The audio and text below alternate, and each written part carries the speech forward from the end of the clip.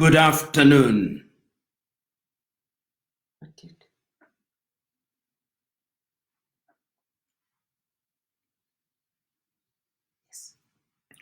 Good afternoon, fellow Africans, wherever you are, whether you are in Johannesburg, South Africa, Luanda in Angola, Windhoek in Namibia, Niamey in Niger, Nairobi in Kenya, Nouakchott in Mauritania, or Tunis in Tunisia. I'm happy to join with you this afternoon to engage in a conversation that I have no doubt is significant to the people of Africa.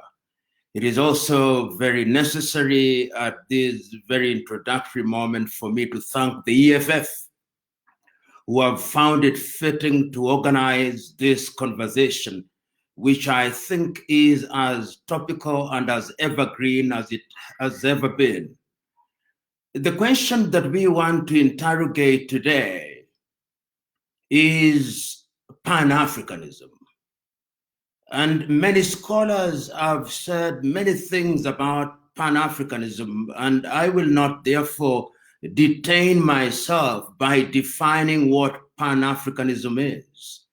Suffice it, however, to say that when we talk about Pan-Africanism, we are talking about mental, moral, and cultural consciousness, which recognizes our Africanness and the need for Africans, whether in the mother continent or in the diaspora, to work together as a unit for the purpose of realizing what is in the best interest of the African peoples.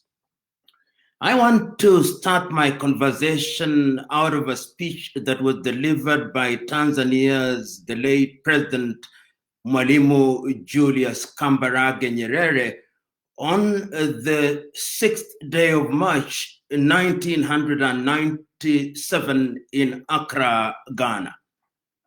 On that day, Mwalimu was invited to talk about African unity, and he titled his presentation, "Without Unity, Africa has no future." And Mwalimu said that when we think about the continent of Africa, we are united by the fact that over the centuries, we were hunted down as slaves. And after we had been enslaved for 400 years, we were colonized, and that our enslavement and our colonization became the glory of other civilizations. He went on to say, "It is therefore incumbent upon us to recognize that our unity is the only salvation and the only immunity that we can have if we are to protect ourselves against other civilizations." He went on to say that it was not lost on him that Ghana was on that day celebrating her 40th anniversary. He was equally happy to record that he was speaking in Accra, which was the capital of Pan-Africanism. He reminded his audience that in the month of February 1994, the process of liberation had been completed with the conquest of the apartheid regime in South Africa and the rise of Nelson Mandela to the presidency of that nation. He went on to say and to admit that Africans had been wrong not to unite. He went on to say that Nkrumah had been right in demanding as early as 1957 that Africans had to unite. That story is important because it underscores the significance of African unity as a condition sine qua non to the progress of Africa. But one cannot start the conversation of African unity without going back to history. Many of us will remember that the very first idea of what may now be described as modern-day Pan-Africanism was in the year 1897, when that great Trinidadian Henry Sylvester Williams convened a meeting of the African Association, later to be called the Pan-African Association. Williams at that time had tried to persuade the Africans in the diaspora that they had a duty to ensure that going forward, they were not oblivious to the plight of their kin and kith in the continent of Africa. But even Williams had been animated by the early works of Marcus Garvey. You will remember as early as the year 1820, Marcus Garvey had started his movement back to Africa. And Marcus was reacting to slavery, which had been dehumanizing. And he was telling the blacks, we must go back to our mother continent, regardless of which countries we came from, because these countries that now constituted the continent of Africa were rudely divided by the Europeans in Berlin in 1884, a little later. But what is significant about the Marcus Garvey movement, although it was labeled a failure, is that when the blacks in the continent of America heard about those efforts, it energized the abolitionist movement. And therefore, by 1863, when Abraham Lincoln was signing the Proclamation Treaty, it was as much a contribution of the uncelebrated efforts of people like Marcus Garvey. But Marcus Garvey aside, it is Williams from Trinidad whose activities spawned modern day Pan-Africanism. And we remember that Williams in the year 1900 organized a meeting in London. And that meeting held in London and organized by that great man was the beginning of the efforts towards bringing Africans, irrespective of where they were geographically resident, to talk about Africa. The 1900 meeting was followed by yet another meeting in 1919. And that meeting was organized by yet another great African and great Pan-Africanist, W.B. Du Bois. And Du Bois was telling his audience at that time that our kith and kin in the continent have been enslaved. Our kith and kin have been colonized. And if we do not support them, they'll not regain their independence. The 1919 meeting was followed once again by the 1921 meeting and 1923 meetings, both held in London. And ultimately, in 1927, there was a meeting in New York. But the most critical meeting for Pan-Africanism, at least the one that we can relate to in the continent of Africa, was in 1945 that was held in Manchester in the United Kingdom. Why I think that that was very significant, because Africans were represented there. Kwame Nkrumah represented Ghana at that meeting. Peter Abrahams was present from South Africa. Hastings Ngwazi Kamuzubanda was present from Malawi. Jomo Kenyatta was present from Kenya. Obafemi Awolowo was present from Nigeria. And there were representation from Jamaica and from Trinidad and from the United States of America. The 1945 meeting was critical because at that time, all African countries were under the tutelage of colonization, except for Ethiopia and Liberia. Liberia having been established as a settlement for freed slaves in 1847, and Ethiopia, of course, through the exploits of Emperor Menelik, had defeated the Italians at the Battle of Adwa and were never, therefore, successfully colonized. After 1945, the struggle for independence was moving in earnest. And I think that the World War had helped in this regard.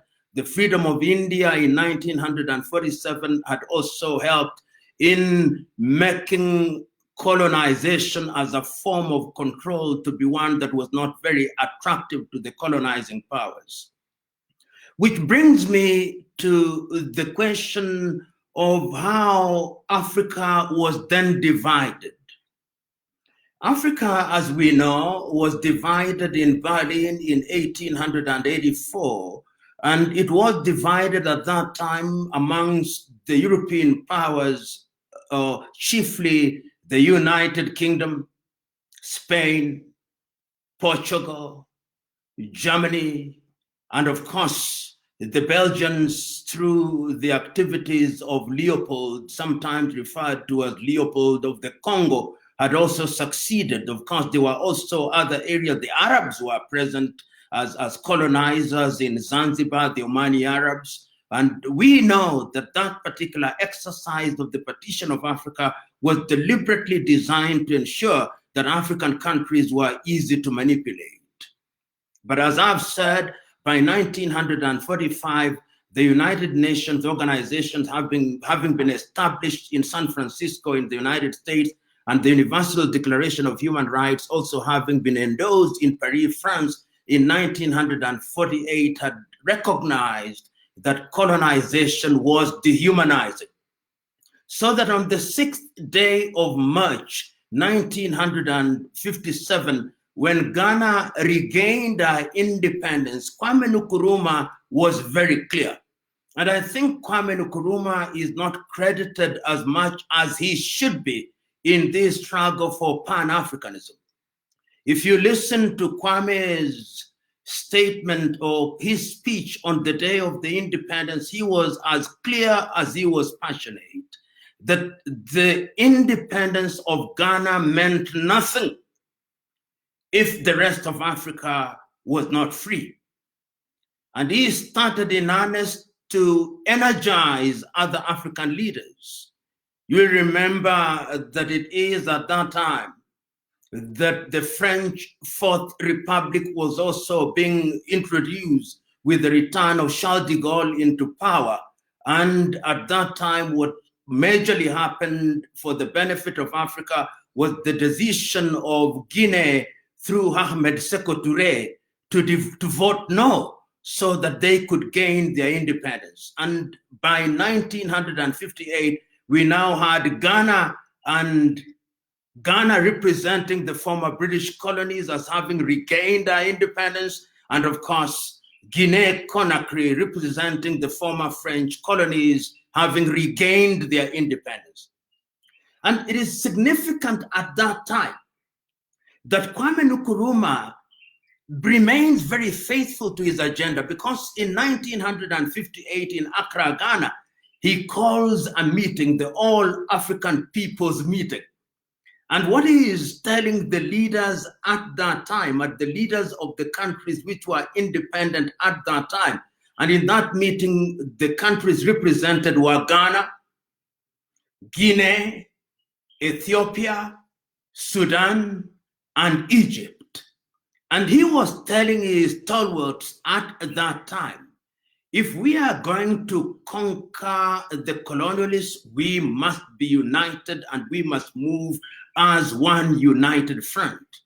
And it is instructive that although Ghana was independent, in 1959, Kwame Nkrumah convinces Ahmed Sékou Touré and William Tubman of Liberia to sign a treaty in Sanquil in Liberia to think about Africa as a united front.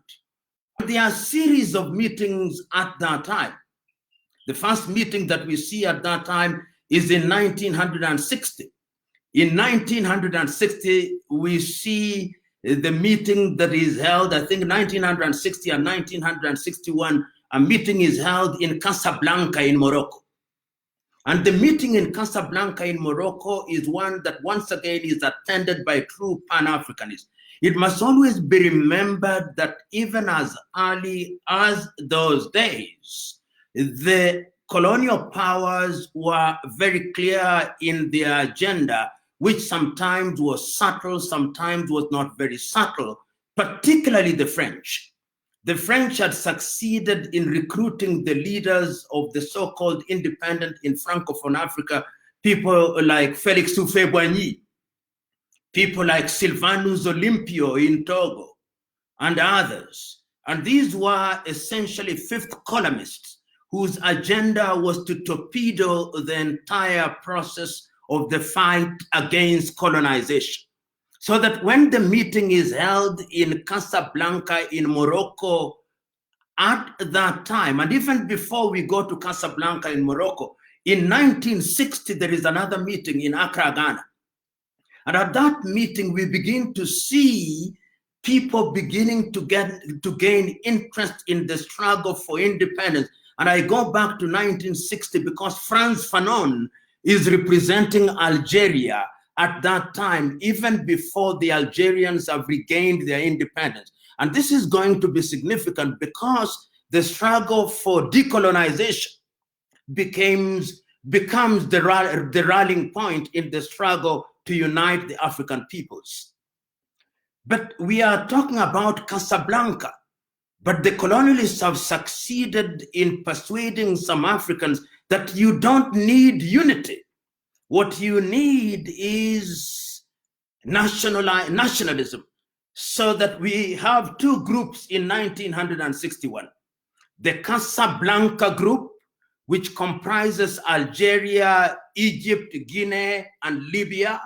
And then, of course, we have sometimes what is referred to as the Monrovia or the Brazzaville group. The Monrovia group is led by people like William Tubman, is led by people like the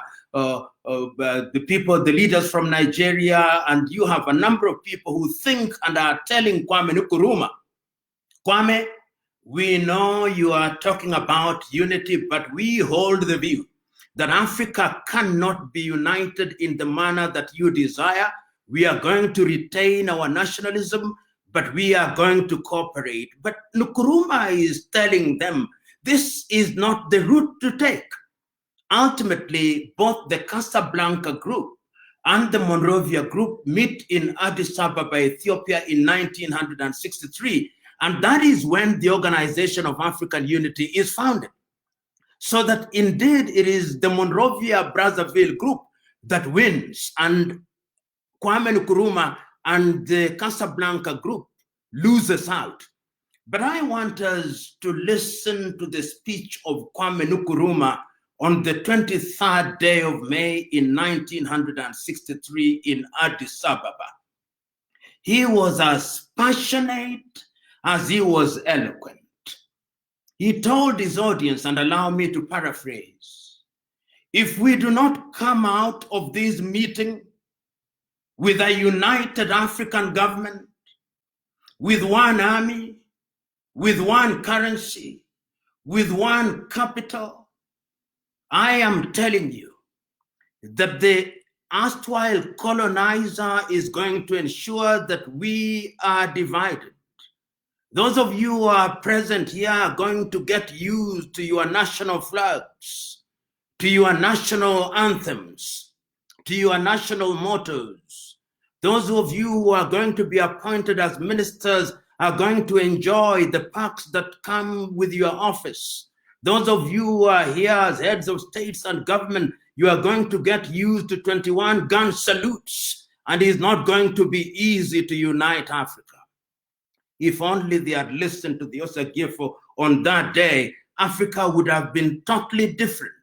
But lo and behold, we ended up with a weak Organization of African Unity, whose history we know and whose history we'll discuss on another day. But suffice it to say that after the 1963 meeting, there was yet another meeting in Cairo in 1964.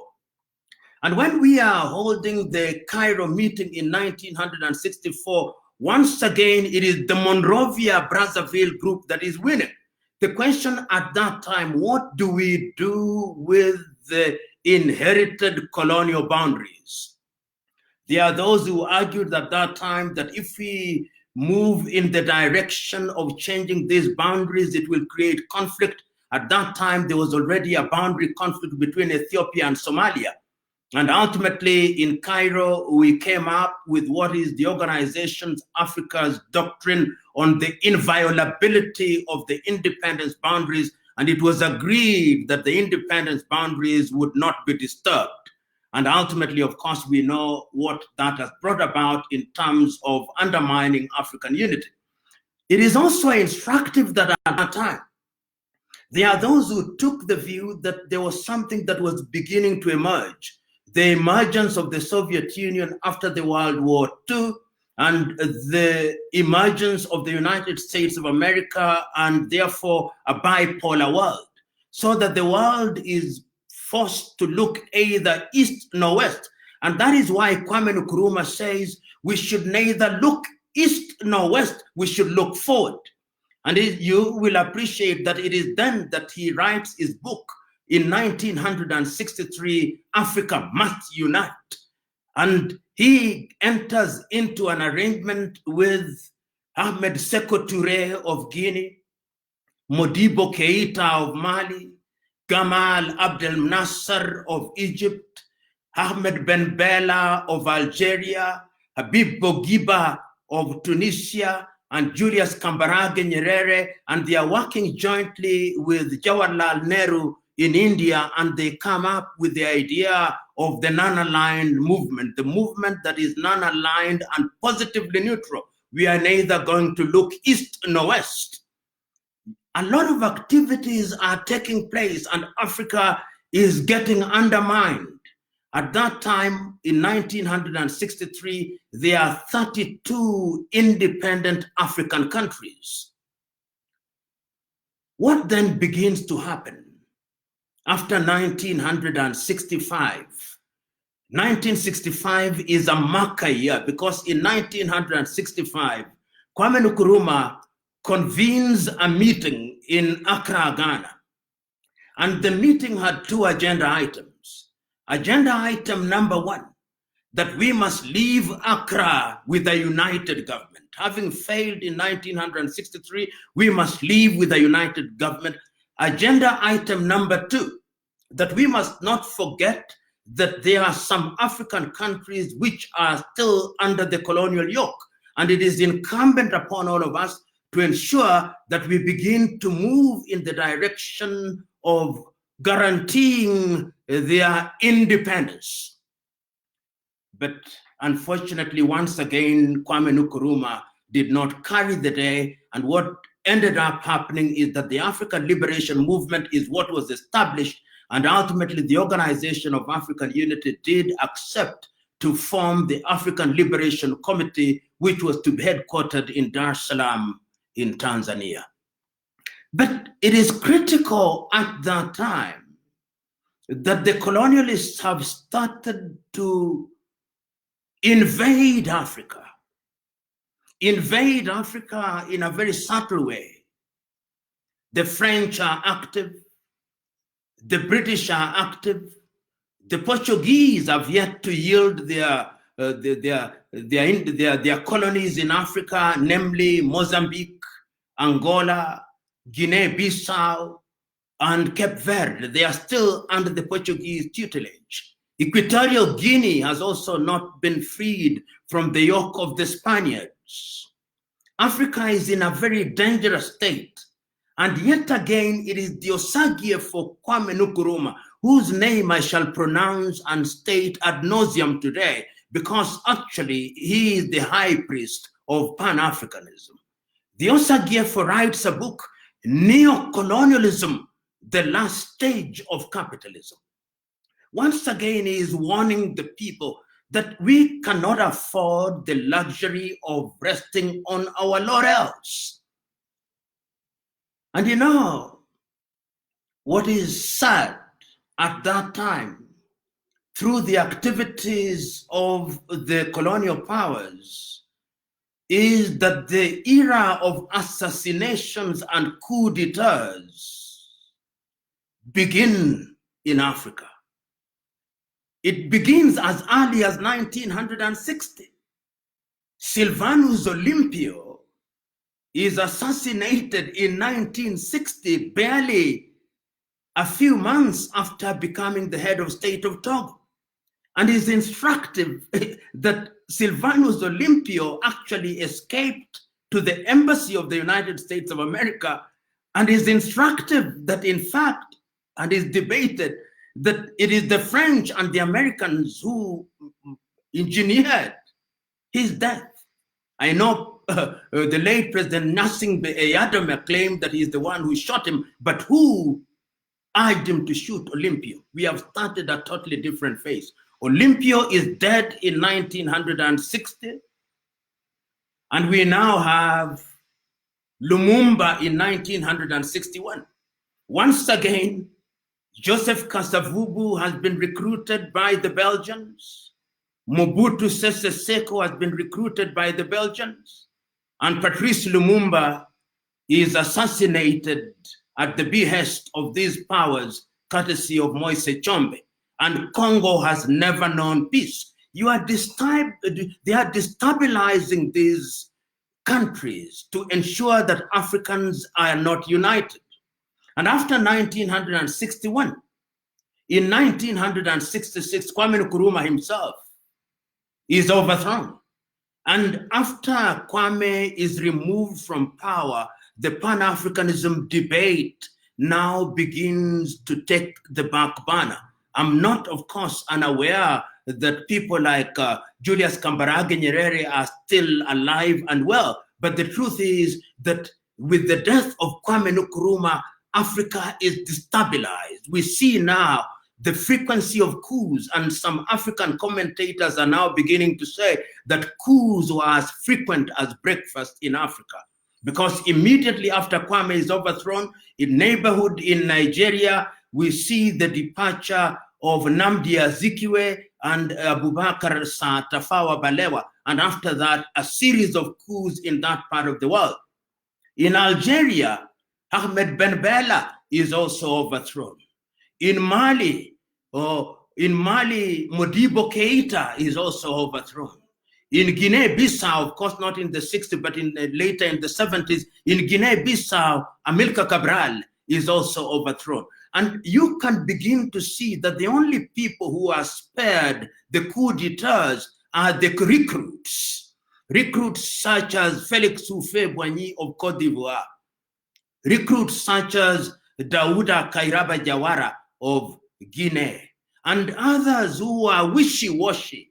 People like Leopold Sédar Senghor, although he leads the Negritude movement, but is as much a Francophile as he pretends to be an African.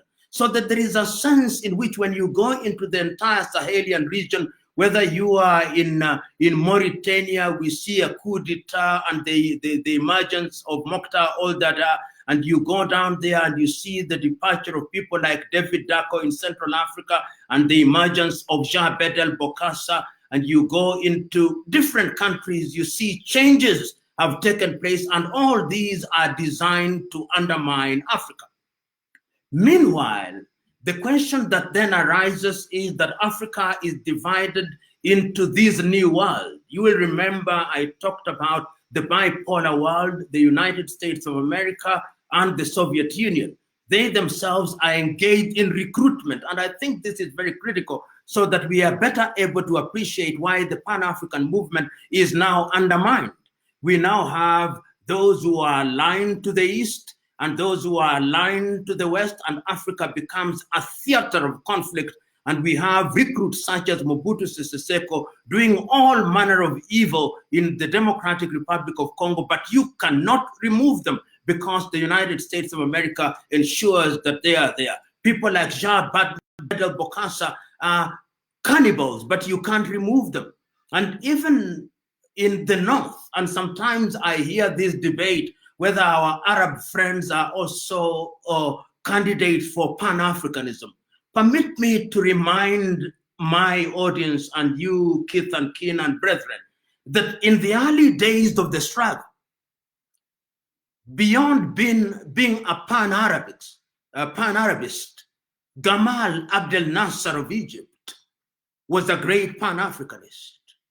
Ahmed Ben Bella of Algeria was a great Pan-Africanist. Habib Bourguiba of Tunisia was equally a great Pan-Africanist. And it is instructive that much later in the year 2000, the real successor in terms of enthusiasm and passion for Africa was to be Muammar al-Gaddafi of Libya in 2002, when he signed the agreement for the formation of the AU in Sirte and ultimately its adoption in Johannesburg in South Africa. In a nutshell, what one is saying and why this history is important it helps us to understand why the enterprise was torpedoed by the machinations of the Western powers who do not want to see Africa united. But allow me to backpedal a little. As we are talking about the African liberation movement and Pan-Africanism, we must also remember that many African countries were still not free from the colonial yoke. And that is why, in addition to the African liberation movement that was established in Dar es Salaam in Tanzania in 1975, for the purpose only of focusing on the countries that were not independent in the Southern African countries, the frontline states was created and adopted by the OAU in 1975 with Mwalimu Julius Kambarage Nyerere as the chair.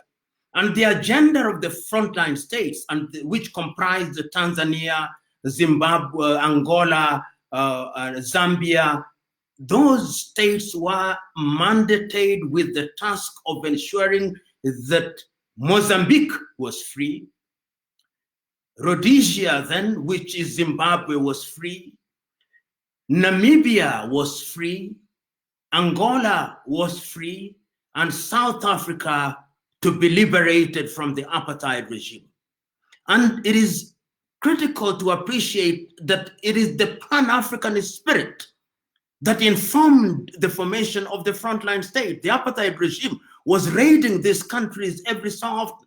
We remember at one time an armored column nearly reached Angola, Luanda in Angola. But ultimately, through the efforts of the frontline state, which was chaired, as I've said, by Mwalimu Julius Kambarage Nyerere between 1975 and 1985, when Kenneth David Kaunda of Zambia now took over. These were sacrificial. And they were designed to ensure that once we are all free, we can now unite and begin to look at the agenda of Pan-Africanism in the manner that was conceived in the 1960s, and if you go a little further, even in the 1900s. What then happened with the frontline state? Because I think this is very critical, because a lot of energy was being consumed by the countries which were still under the colonial yoke. In Angola, we see that even as we have parties that are fighting, there are some parties which are not Pan-Africanist.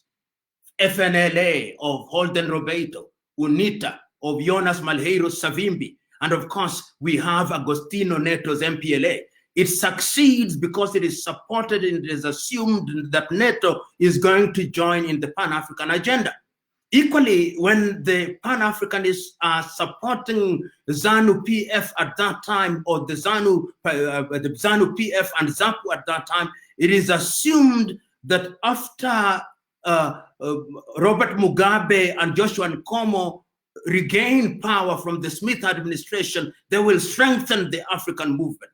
And equally, when we see in Mozambique, after the death of Eduardo Mondlane and the emergence of Samora Moises Machel, we are convinced that these are people who are going to be the engines of the struggle for independence. And of course, we also know that at that time, Sam Nujoma in Namibia is also ensuring that we are moving in that direction. So that in 1994, when Nelson Mandela becomes the president of South Africa and the apartheid regime has been decimated, we now know that indeed the Pan-Africanist movement, and when Mandela attends the Organization of African meeting in June in Tunis, Tunisia, and sits, Africa celebrates. It celebrates because there are now 53 independent African countries. No African country is under the colonial yoke. Of course, you now know that we are 54 countries, with South Sudan having broken away in the year 2011. But at that time, we celebrated because apartheid was over. And this once again brings me to the entire question of Pan-Africanism. It is something that is alive today as it was alive in the early days. Because I've mentioned South Africa a little bit, I want us to backpedal to the year 1906, just to inform us, particularly the younger Africans, that the idea of Pan-Africanism was an old one. You know, as I said a little earlier, in 1900, Williams from Trinidad was calling a meeting in London, and we had the meetings in Manchester, and we had all these meetings of the Pan-African movement. You remember in 1945, we talked about the Manchester meeting, the Pan-African meeting. In 1974, we had a Pan-African meeting in Dar es Salaam. In 1994, we had a Pan-African meeting in Kampala, Uganda. And in the year 2014, we had a Pan-African meeting in Johannesburg, South Africa. Where does that spirit come from? It came, as I've already said, in the 1900s, but I wanted to speak of an event in 1906. This was a speech that was delivered on the 5th day of April 1906 in Columbia, University of Columbia, by a great South African to whom South Africans don't give much credit, Pixley Kaisaka Seme. In that speech, which I commend to everybody, entitled The Regeneration of Africa, Pixley Kaisaka Seme looks at Africa and he says, among other things, that I look to the day when I go through the Sahara and I cast my eyes beyond Sahara and I go down into the Congo and I look at the lush equatorial of Congo and I go beyond that and look to King Chief Kamar of the Botswana, and I go beyond that and I go to Angola and I go down to South Africa, that I look forward to the day when Africa will be regenerated. Pixley Kaisaka Seme is clear about the Pan-African agenda. So today, when we talk about Pan-Africanism against the history that one can only do justice to a certain extent, given the constraints of time, we find ourselves at a time when we have gone through those phases. Africa has seen independence. Africa has seen post-independence. Africa has seen coup d'etats. Africa has seen guerrilla movements. Africa has seen civil wars. Africa has seen genocides in Rwanda. Africa has seen ethnic wars. Africa has seen religious wars. But amidst all these, there is a single spirit that remains alive and well. And that spirit is that we must be united. And that is why, to talk about Pan-Africanism in its latter-day understanding, when the Organization of African Unity, heads of states and government gathered in Addis Ababa, Ethiopia, to celebrate 50 years after the formation of the OAU in 1963, South Africa's Nkosazana Zuma, who was then the chair, wrote an imaginary letter to Kwame Nkrumah. I will paraphrase the letter because she was saying, in effect, Mrs. Zuma, he was telling the Osagyefo, how had we listened to you, Africa would be different. How had we listened to you, we would now be united. And we would not be at the dinner table of the Americans, of the Europeans, of the Italian stock, or the English stock, or the French stock, or the German stock. We would not be at the dinner table being humiliated by the Chinese.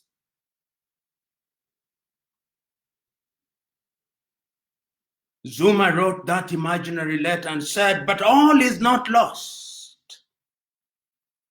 I can look forward to the day when Africa will have regained our luster, when the Democratic Republic of Congo will be the engine of Africa, when there'll be a railway line from Addis Ababa in Ethiopia to Dakar in Senegal, when there'll be a railway line from Cape Town in South Africa to Cairo in Egypt, Zuma writes that imaginary letter to Kwame Nkrumah. And I want to believe that that is the basis of Africa Agenda 2063. Because Africa Agenda 2063 is actually a rehash of what Kwame Nkrumah was saying in the 1960s. So that today when we talk about Agenda 2063, we must see it in the context of the lost opportunity and the desire of Africa that by 2063, we will be united, but I hope that it will be sooner rather than later. That is how I understand the Africa Continental Free Trade Area signed in Kigali, Rwanda in the year 2018, which tells us that we must now unite. That is how I understand the Yamoussoukro Agreement, which say that the African skies must be open. That is how I understand the Maputo Protocol. That is how I understand all these protocols. That is how I even understood that earlier, the Lagos Plan of Action of 1980 of ensuring that Africa grows as one unit. Today, when we talk about Pan-Africanism, we must remind ourselves that Pan-Africanism is about uniting us. We must tell ourselves whether we are Africans in the mother continent or we are Africans in the United States of America, or we are Africans in the Caribbean, whether you are in Jamaica or Barbados or Barbuda or in Brazil or in Europe, Africans in the diaspora. We are saying that the time is now when Africa must begin to rethink. We are telling ourselves that the parties that invoked the name of Pan-Africanism must now revive. Every political party in Africa must now ask the question, when will we dissolve all these boundaries? When will it be possible in the spirit of Pan-Africanism that I can move without let and hindrance from Johannesburg in South Africa through to Namibia, and from Namibia through to Lesotho, and from Lesotho through to Eswatini, and from Eswatini through to Mozambique, and from Mozambique through to Zimbabwe, and from Zimbabwe through to Angola, and from Angola to Equatorial Guinea, and from Equatorial Guinea I can move to Malawi and Zambia and have a detour of the Comoros, and from Comoros to Madagascar and to the Seychelles. And as I come up, I'm able to move into Tanzania and to the Democratic Republic of Congo. And I don't stop there. I move to Uganda, and I move to Rwanda and to Burundi and to Nairobi. Move to Eritrea and to Somalia, and I don't stop there. I go to Djibouti, and from there I move to South Sudan and to Sudan, and I don't stop there. I go to Egypt, and I go to Tunisia, and I don't stop there. And I come down into Algeria, and I don't stop there. And I go to Morocco, and I don't stop there. And I go to Gambia, and I don't stop there. And I go to Senegal, and I go to Mauritania, and I go to Niger, and I go to Nigeria, and I go to Burkina Faso, and I don't stop there. I come to Central African Republic, I come to Cameroon, I come to Ambazonia, to Togo, Benin, to Liberia, and to Sierra Leone, and Guinea-Bissau, and to Liberia, so that I don't need a passport to move in that way. Today, Africa has currencies, none of which is called a hard currency. We are here during the corona, and some of us are now trying to hoard dollars because our countries mean nothing outside of our boundaries. I look forward to the day, because that is what Pan-Africanism is all about. I look forward to the day when there is only one currency, and that currency, whether you call it Afro or you call it any other name, it is a currency that we can use. I look forward to the day when the South Africans will not be threatened by the Nigerians or the Ghanaians threatened by the Nigerians. I look forward to the day when I can set shop in Cape Town and nothing happens. And that is how I understand latter-day Pan-Africans such as Thomas Isidore Sankara. Thomas Isidore Sankara took power in 1985, 1983, and within 5 years, he had come up and was speaking a different language. Sometimes when we talk about Thomas Sankara, we think he was the age mate of Kwame Nkrumah. He lived in our lifetime, but he used the opportunity of energizing the process of Pan-Africanism. That is why I understand latter-day Pan-Africanists such as my good friend Julius Silo Malema, who on a daily basis are telling Africans that our only salvation lies in our unity, are reminding us that we cannot survive the onslaught of the Chinese if we are disunited. We cannot realize our potential if we are disunited. I hold the view that Pan-Africanism is our avenue to success. I hold the view that Pan-Africanism must now be understood not differently, but in the manner that it was conceived by Kwame Nkrumah, in the manner that was understood by Julius Kambarage Nyerere. But Kwame Nkrumah is not telling us from the grave that his ideas are set in stone.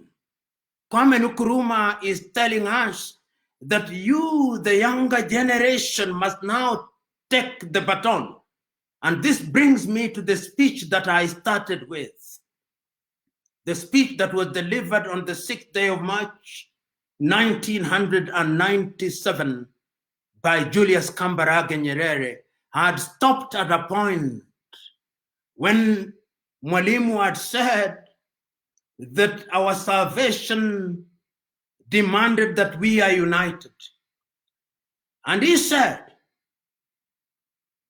if Africans think that they can respect their so-called boundaries in these little unviable countries, then God save them. But God is not in the business of saving those who have chosen to embrace stupidity for its own sake, Mwalimu said. Mwalimu said that when he retired as the president of Tanzania, whenever he went out and he was introduced as the president of Tanzania, some in his audience asked, and what is Tanzania? Is Tanzania next to Johannesburg? They do not know, Mwalimu said. But they recognized the fact that he was an African. He reminded us that it is not our Tanzanian-ness that matters. It is not our Kenyan-ness. It is not our Ugandan-ness or South African-ness or Namibian-ness or Angola-ness that matters. It is our African-ness. When the Chinese are punishing our Africans in Guangzhou, in China, during this corona period, they make no distinction between Nigerian and Ghanaian and Kenyan. All they see is our black skin.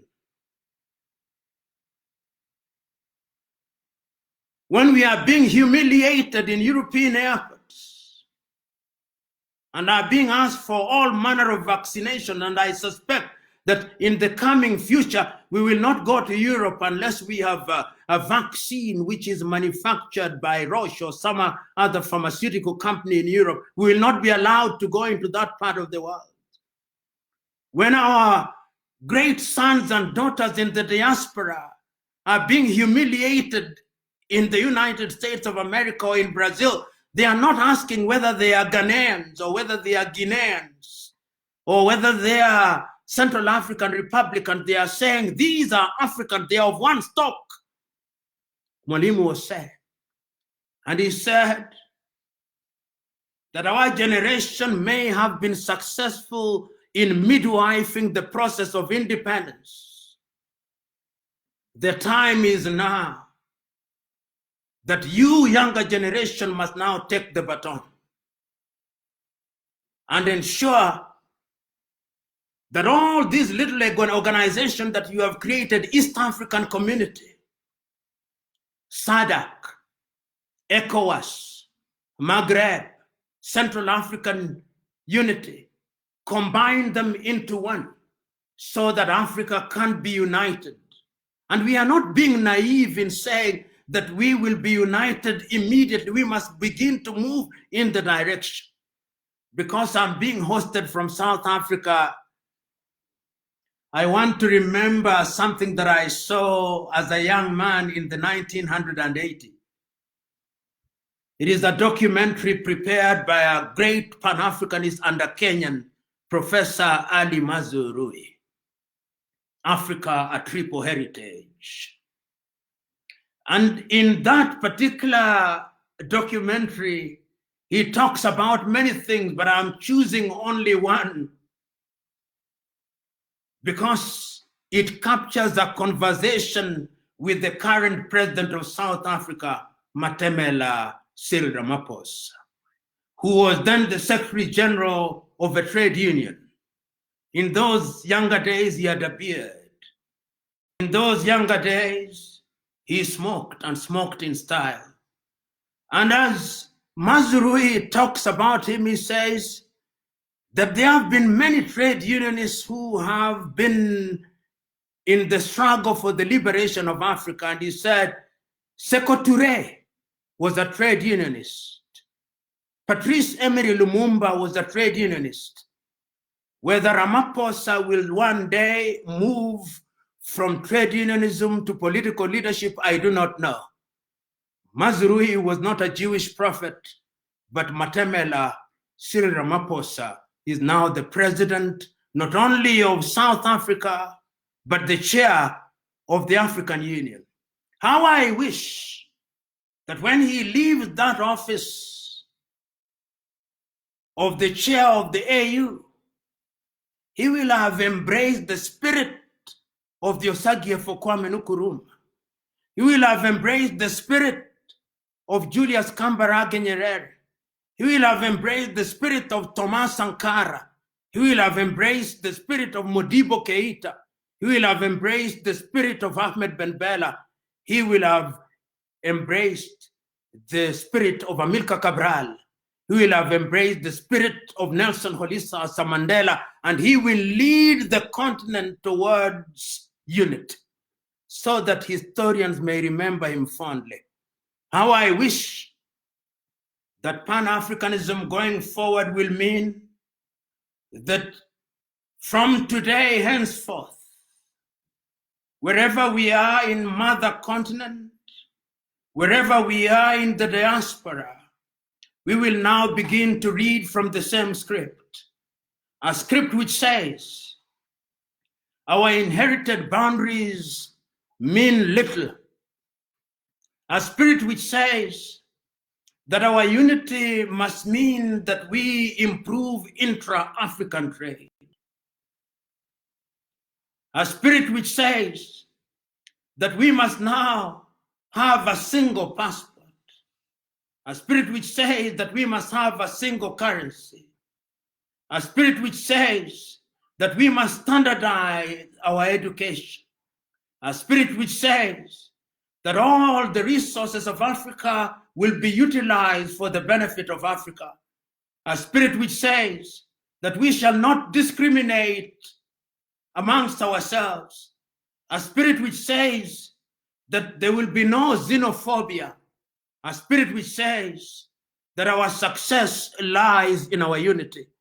A spirit which says that we shall no longer accept things that are conceived from Europe and America and swallow them lock, stock, and barrel. A spirit which says that our continent is capable of achieving for ourselves. A spirit which says that our men and women in the diaspora, who are some of our best brains, can have something to come back to Africa for. A spirit which says that united we stand and divided we fall. A spirit which says that Africa can actually survive. And that is why it gladdens me when I move across the continent of Africa now, and I see younger Africans whom you will never hear about in the newspapers, and I meet them. In the recent past, I've had the occasion to listen to great African minds. The lady who was dismissed by the African Union, Dr. Arikana Chihombori Kwao, who in the recent past has come out and made our position known against the French manipulation. I've met her. I've not only met her, I've also met and read great Africans. Nana Kobina Nkesia from Ghana, who has written about the need for Africa to have a different governance system. I've had the occasion of reading great Africans, such as the great Cameroonian, Achille Mbembe, who from Witwatersrand University writes about Africa. I've listened keenly to other great Africans. I've mentioned him before, Silo Julius Malema. Young Africans who sometimes may irritate us, but is it not our duty to be irritated by younger generation? In fact, I dare say that the young generation must only have one mantra and only one claim to fame, that they must irritate those who are in power so effectively and in such an organized manner that they'll have no choice but to do that which is good and right. I've met a young Zambian, Kelvin Kaunda, founded a university, the Eden University, teaching about Pan-Africanism. I can go on, but there is no reason why we should give up. We should not give up on any one of us, because united we stand, divided we fall.